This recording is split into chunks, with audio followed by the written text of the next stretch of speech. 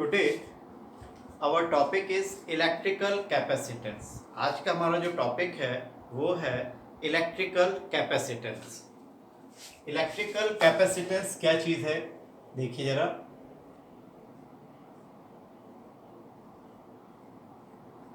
Electrical capacitance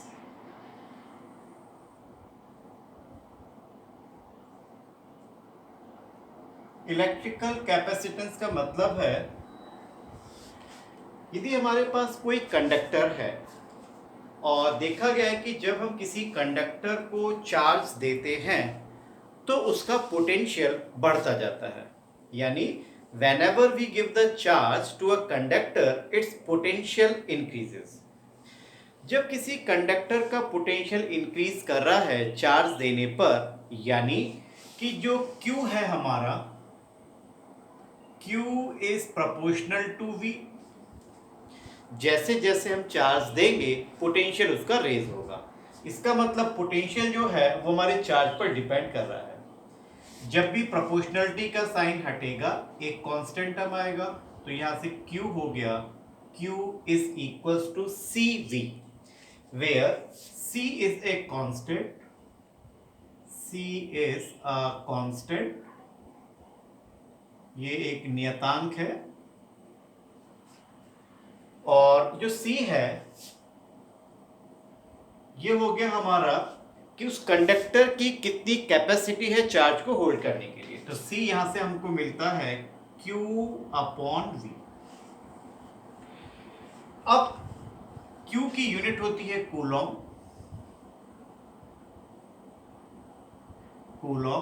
और V की unit होती है वोल्ट. और कूलॉम पर वोल्ट को हम बोलते हैं फैरड. यानी unit of capacitance of a conductor is farad. ऐसा ही यूनिट. इसकी और यूनिट भी होती है, that is microfarad, picofarad, nanofarad. Microfarad का मतलब हो गया 10 to the power -6 farad, pico 10 to the power -12, nano होता है 10 टू द पावर -9 फैरड. अब हम बात करते हैं इलेक्ट्रिकल कैपेसिटेंस हमारा हो गया. अब हम बात करते हैं capacitance of a spherical conductor. या हम यदि यहां से देखें कि किसी भी कंडक्टर की कैपेसिटेंस हम कैसे निकालते हैं, तो if V is equals to 1 volt यदि हम कर दें तो क्या हमारा यहां से C हमारा हो जाएगा Q के बराबर. यानी किसी भी कैपेसिटेंस, किसी भी कंडक्टर की कैपेसिटेंस उसके न्यूमेरिकली कितना चार्ज हम दे सकते हैं वो उस पर डिपेंड करेगा, बशर्ते कि उसका पोटेंशियल 1 वोल्ट हो. यानी capacitance of a conductor is numerically equals to amount of charge provided the potential of the conductor is 1 volt. इसका मतलब यदि हमारे कंडक्टर का पोटेंशियल 1 वोल्ट है तो हम उस कंडक्टर को जितना चार्ज देंगे वही चार्ज न्यूमेरिकली हमारे कंडक्टर की कैपेसिटेंस के बराबर होगा. अब हम निकालेंगे capacitance of a spherical conductor. Capacitance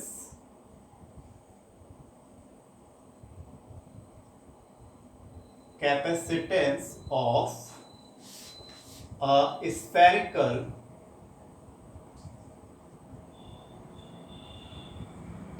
capacitance of a spherical conductor.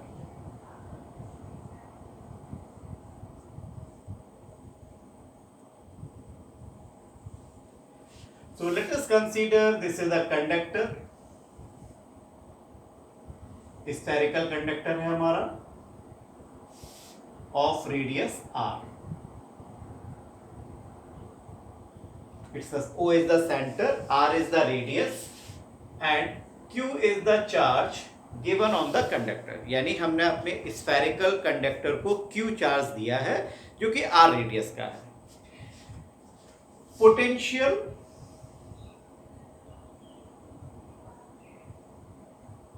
Potential of the conductor.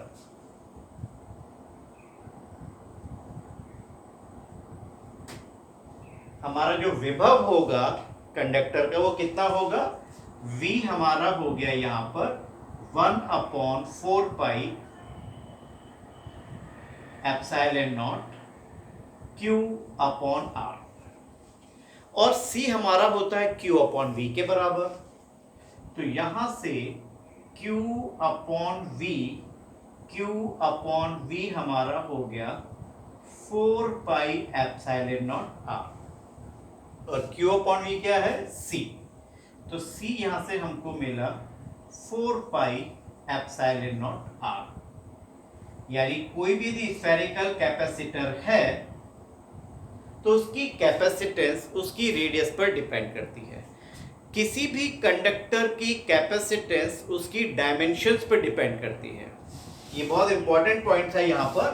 Capacitance C is equal to Q/V था। Q/V यहां से ऐसा लग रहा है कि जो हमारी कैपेसिटेंस है वो Q पर और V पर डिपेंड कर रही है, तो ऐसा नहीं है। क्यों? क्योंकि जो C है हमारा it is always constant. If we increase the value of Q we will also increase, if we decrease the value of Q we will also decrease. यानी Q और V एक दूसरे पर डिपेंड कर रहे हैं, तो C हमेशा कांस्टेंट होगा। C की जो वैल्यू है वो डिपेंड करेगी हमारी उसकी डायमेंशंस पर, कि वो कितने लंबा है, कितना चौड़ा है, क्या उसकी एरिया ऑफ क्रॉस सेक्शन है, उन सब चीज़ों पर डिपेंड करेगा। उसकी साइज पर डिपेंड करेगा, उस Q और V पर डिपेंड नहीं करेगा। यहाँ पर हम देख रहे हैं कि किसी भी स्फेरिकल कैपेसिटर की जो कैपेसिटेंस है वो उसकी रेडियस पर डिपेंड कर रही है। यदि हम अर्थ को एक कैपेसिटर माने तो अर्थ की सरफेस की पर हम कितना चार्ज दे सकते हैं या अर्थ की हमारी कितनी कैपेसिटेंस है, तो अर्थ की कैपेसिटेंस में क्या करना है, मैं R की जगह अर्थ की रेडियस रख देनी है। तो when R is in meter then the unit of C is in farad. So when R is in meter then C will be in farad।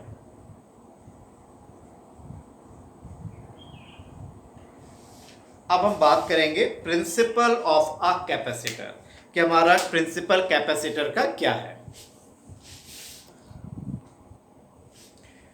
Principle of a capacitor, capacitor है क्या?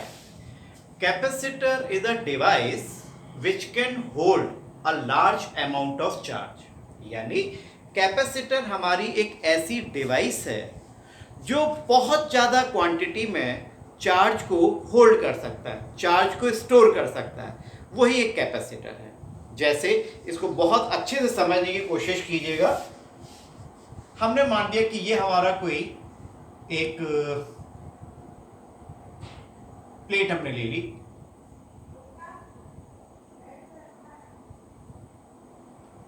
Late this plate is A, और हमने इस plate को charge देना शुरू किया। जैसे जैसे हम इस प्लेट को चार्ज देते गए इसका पोटेंशियल बढ़ता गया। कुछ इस तरीके से आप समझ सकते हैं कि आपके सामने एक बकेट है, बकेट एक कैपेसिटर है, बकेट में आपने पानी भरना शुरू किया। जैसे जैसे पानी भरेगा बकेट में पानी का लेवल बढ़ता जाएगा। तो जो पानी का लेवल है उसको समझे पोटेंशियल, और जो पानी है उसको आप समझे चार्ज। मैं इधर एक एग्जांपल आपके सामने इस तरीके से ले लेता हूं। ये आपने बकेट ले ली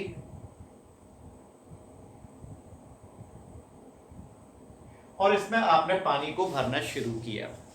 यहां पे आपने, ये कंडक्टर है A, आपने इस कंडक्टर को चार्ज दिया और इस कंडक्टर को चार्ज देने से इसका पोटेंशियल हो गया V।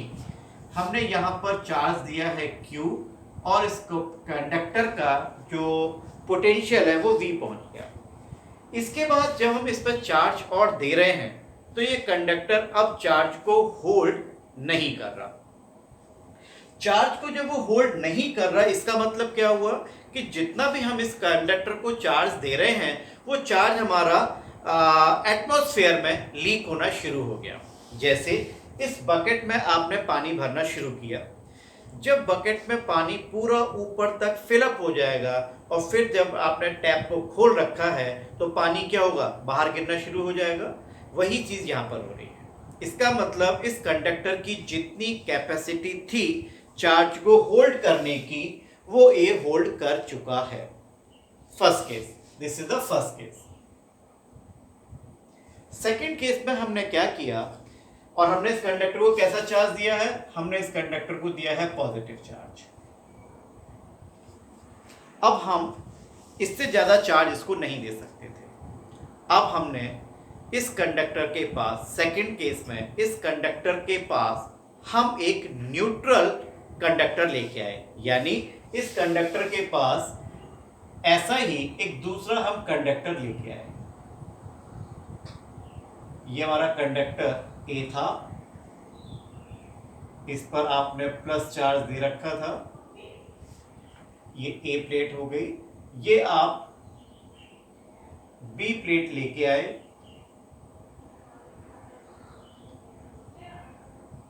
B plate, and it is neutral. क्योंकि कंडक्टर है तो इसमें पॉजिटिव और नेगेटिव चार्ज दोनों होंगे। पॉजिटिव और नेगेटिव चार्ज दोनों होंगे तो इस प्लेट ए की वजह से, जिसको कि आपने पॉजिटिव चार्ज दिया है, उसकी वजह से प्लेट बी के जो नेगेटिव चार्ज है वो ए के क्लोज वाली सरफेस की तरफ आ जाएंगे, यानी इधर आ जाएगा नेगेटिव चार्ज, और फार एंड पर हमारा पॉजिटिव चार्ज इंड्यूस्ड हो गया प्रेरण के द्वारा। जैसे मान लीजिए कि हमारा ये कंडक्टर रखा था, इसको आपने पॉजिटिव चार्ज दिया। जब बी कंडक्टर को लेके आए तो बी कंडक्टर के इस वाले फेस पर तो नेगेटिव चार्ज और इस वाले फेस पर पॉजिटिव चार्ज आ गया। नेगेटिव चार्ज की डिस्टेंस ए से कम है और पॉजिटिव चार्ज की डिस्टेंस ए से दूर है, ये ध्यान दीजिएगा। अब इस पर पोटेंशियल फर्दर अब क्या होगा, पहला पोटेंशियल कितना था V, अब हम देखते हैं कि इस पर पोटेंशियल कितना रहा। इस पर चार्ज हमने दिया था Q, पॉजिटिव था, यहां पर माइनस का Q चार्ज इंड्यूस हुआ और बाहर प्लस का Q चार्ज इंड्यूस हुआ। माइनस Q चार्ज की वजह से प्लेट A पर पोटेंशियल, और हमने मान ली कि A और B के बीच की डिस्टेंस ले ली हमने R। Let the distance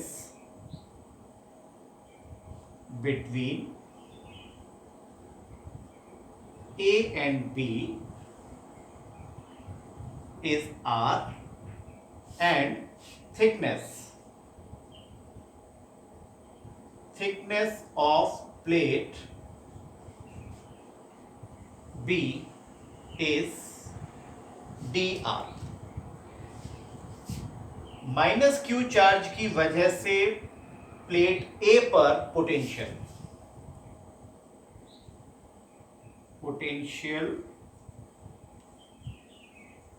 due to minus Q charge,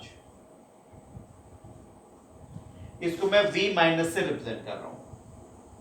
V minus हमारा हो गया 1/4 pi epsilon not minus Q upon R, और पोटेंशियल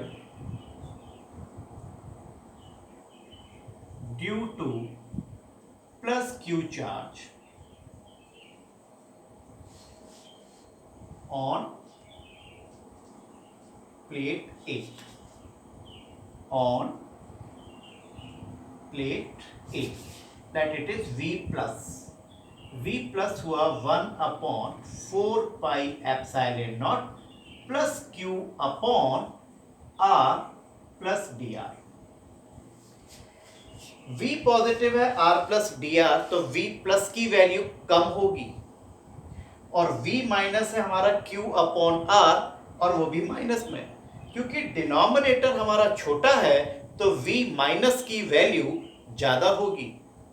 तो टोटल पोटेंशियल यदि हम देखें प्लेट A पर,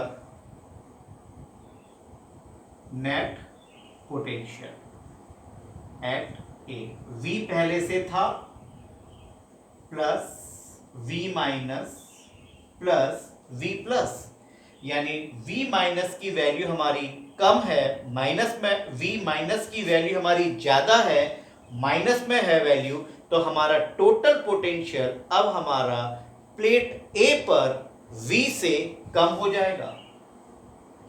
यानी इस बकेट के पास हम कुछ ऐसा कर रहे हैं कि इसमें पानी का लेवल अपने आप कम हो गया, ऐसा समझिए। पानी का लेवल यदि इसमें कम हो गया किसी वजह से, तो क्या अब हम इसमें और पानी भर सकते हैं? वही चीज यहां पर हो रही है।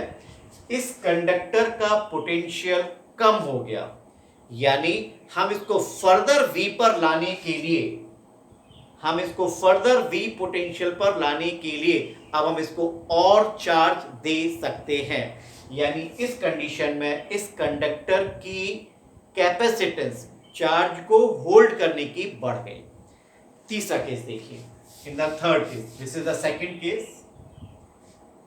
थर्ड केस में हमने किया है, ये हमारी प्लेट A पॉजिटिव ही है, ये हमारी प्लेट B थी,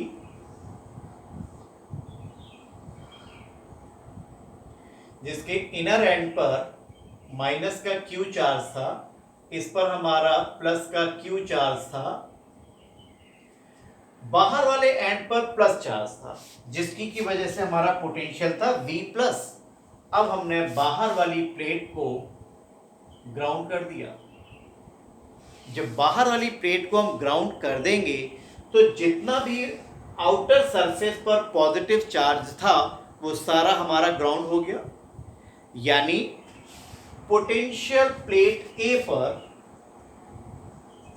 A प्लेट पर पोटेंशियल जो प्लस चार्ज की वजह से जो प्लस में था वो अब वैनिश हो चुका है। यानी फर्दर पोटेंशियल प्लेट A का कम हो गया, यानी बकेट में पानी फिर से कम हो गया। हम फिर से बकेट में पानी भर सकते हैं पूरी उसके लेवल तक लाने के लिए। इसका मतलब ये हुआ कि हम इस कंडक्टर पर और चार्ज दे सकते हैं। और ये असेंबली जहां पर हमारे पास दो प्लेट्स होंगी, दो कंडक्टिंग प्लेट्स हैं, एक कंडक्टिंग प्लेट पर आपने प्लस चार्ज दिया है, दूसरी कंडक्टिंग प्लेट पर अंदर की तरफ नेगेटिव चार्ज है और आपने इसको कर दिया है ग्राउंड, और इसको हम बोलेंगे पैरेलल प्लेट कैपेसिटर। इस सब सिचुएशन में ये डिवाइस अब ऐसी हो गई कि इस पर हम ज़्यादा से ज़्यादा चार्ज को होल्ड करा सकते हैं। तो कैपेसिटर हमारा क्या था? Capacity to hold a large amount of charge by a conductor is called capacitor. Hindi में कैपेसिटर को संधारित्र बोलते हैं, यानी किसी भी संधारित्र की धारिता यानी कैपेसिटेंस वो कहलाएगी वो जितने से ज़्यादा अमाउंट का आवेश अपने ऊपर संचित कर सकता है।